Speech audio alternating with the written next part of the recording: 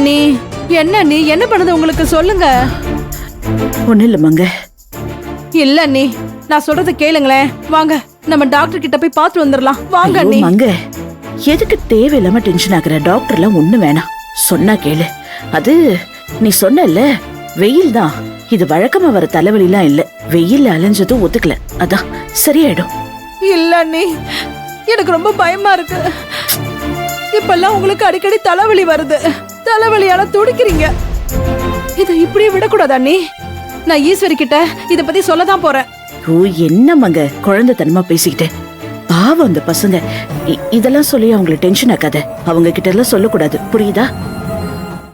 என்ன சொல்ல மாட்டேன்னு சொல்லு மங்க. இல்ல அண்ணி, அது வந்து என் பேச்ச மதிக்க மாட்டியா?